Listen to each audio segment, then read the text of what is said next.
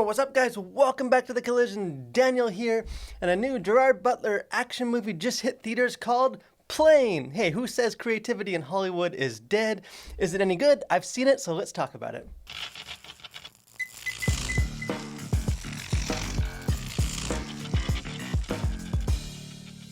So probably the biggest thing we can say about this movie is that Plane is exactly the type of movie you would expect from a Gerard Butler-led action movie that releases in early January, kind of for whatever faults or the flimsiness of the story.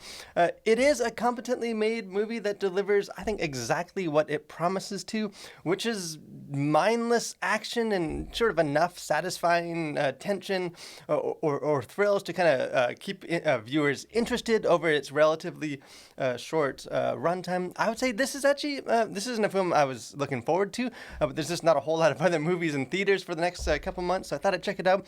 And I probably enjoyed it more than I expected to. I think it's a decent film, although certainly by no means like a spectacular film. And I think viewers will enjoy it as long as they don't, they go in with sort of moderate expectations. And maybe the one area of this movie that doesn't deliver exactly what it promises is on the title, kind of the almost comically simplistic title, Plane. This movie probably kind of alternatively could have been called Island or Crashed or Mayday or Survivor or any number of things, because most of this movie doesn't take place in a plane. Kind of after an initial, which is quite gripping, kind of this action thrilling set piece of a plane that crashes kind of on this remote island that turns out is occupied by sort of these like militant kind of guerrilla groups and stuff, and out in kind of the Philippine area. Kind of the rest of this movie is more sort of surviving on this island when the bad guys kidnap the passengers of the flight. Gerard Butler, who plays the pilot in this, and then kind of a mysterious convert that's being transported on the plane. The two of them have to save them and rescue them, and then cue the guns and the action and all the stuff you would expect from a movie like this. And in a lot of ways, this is kind of an old school throwback to the sort of like Sly and Arnold kind of action flicks of yesteryear, kind of a silly kind of balancing like the silliness of it with sort of that like very much sort of action spectacle, guns, guys with big muscles fighting bad guys, saving the day.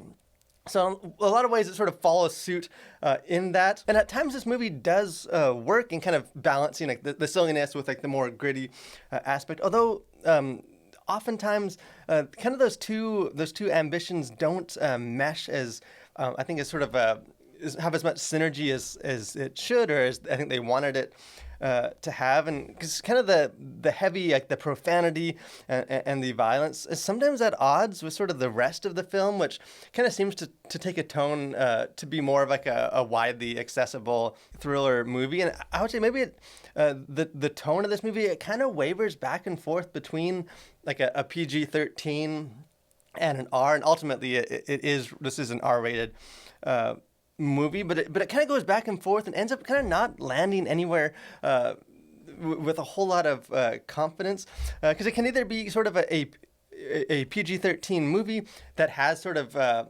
unnecessarily like mature content like violence and profanity, or else sort of like a gritty R-rated movie that never quite kind of fully commits to that tone. So it does seem like this movie lacks a little bit of identity, kind of not sure how gritty to go while still kind of making it accessible for like a wider audience. But the fact that this movie works at all really is a testament to Gerard Butler. His character is given very little backstory.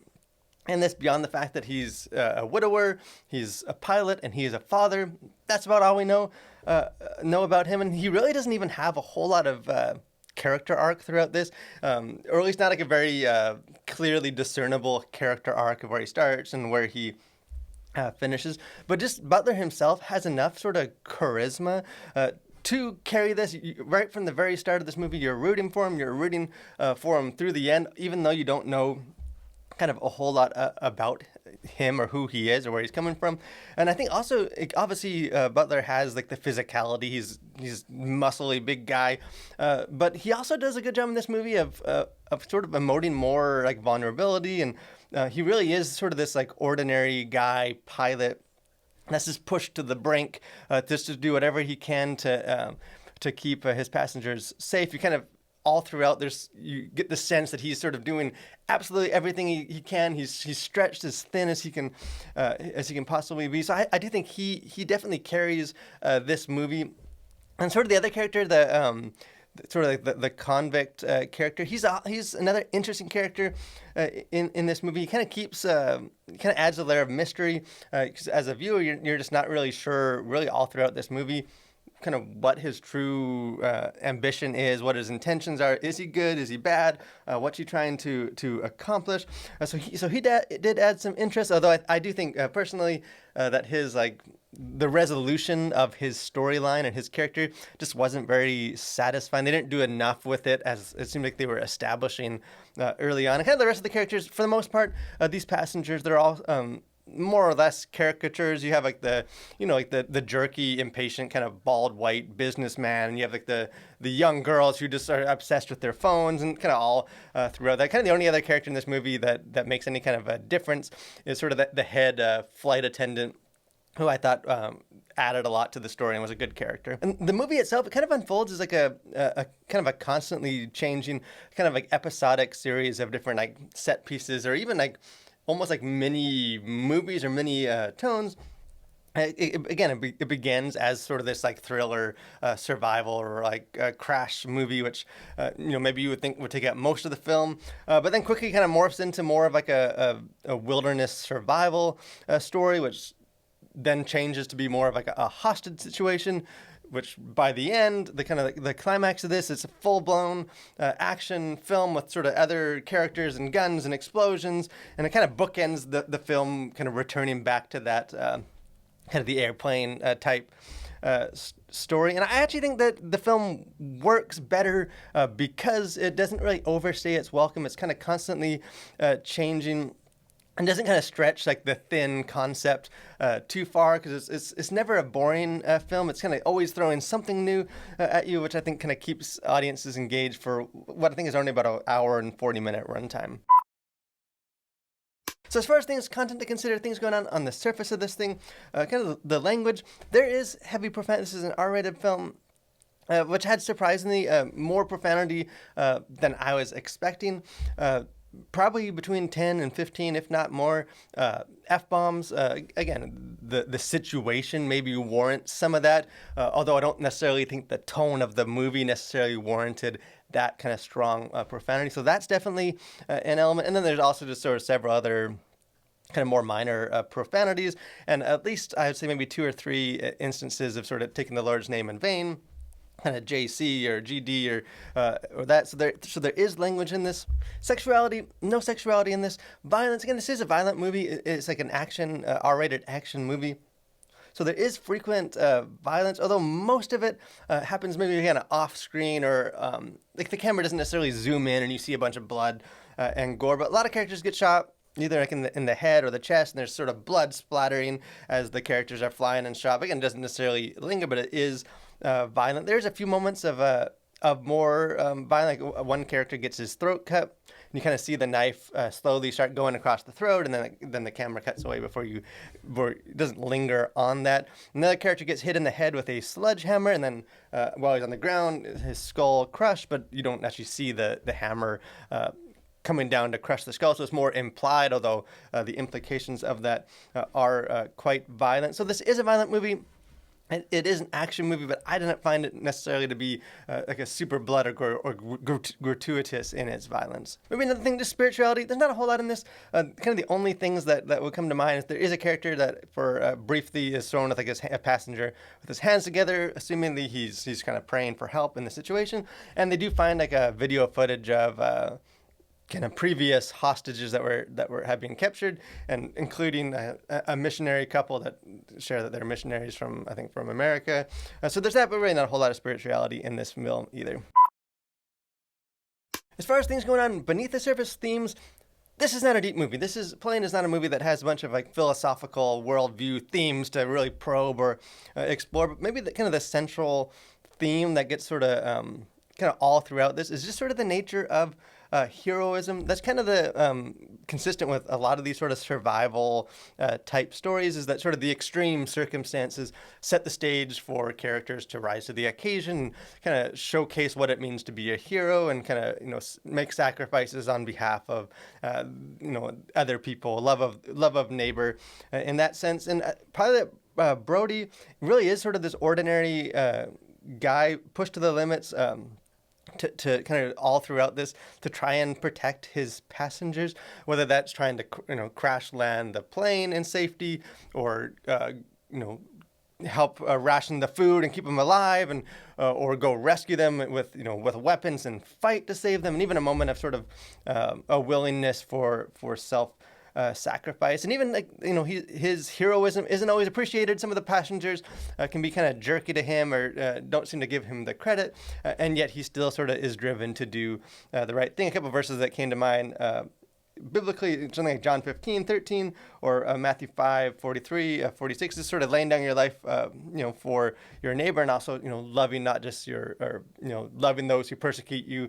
So there is some consistent themes of that, and even the rest of his crew, his co-pilot, and then also like the head flight attendant, sort of showcase, they're not action heroes in the same sense that Gerard Butler is, but they are definitely heroes in the story. And although they don't have like the physicality of Butler, they sort of show their quiet strength and contribute to saving these passengers in other ways. So I do think there's some positive kind of showcases of kind of what is heroism and self-sacrifice kind of all throughout this film.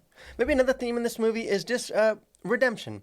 That's sort of a theme that's introduced partway near the beginning of this film, although it's unfortunately not really pursued with a whole lot of depth or like followed up on it. But the kind of the backstory of this convict kind of murderer character that has to sort of join forces with them, it's never really explained with a whole lot of clarity exactly what he did, or whether he's innocent or guilty, and the film kind of unfolds some of that slowly, but it does sort of establish that his actions in this film are a way of sort of redemption.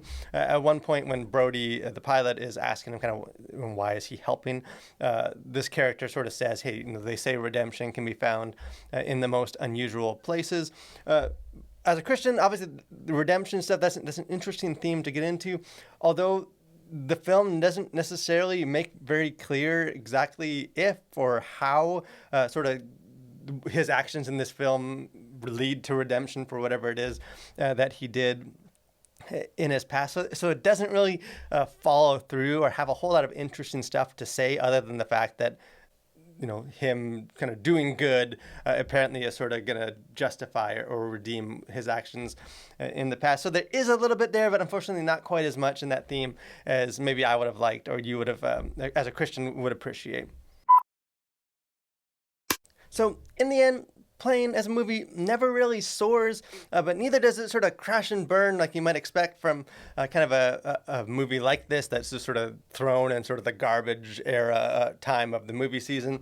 It is kind of designed, it does do what it's designed to do, which is sort of provide enough thrills and entertainment to kind of tide viewers over until the bigger, kind of more anticipated movies start coming out in the next month or two.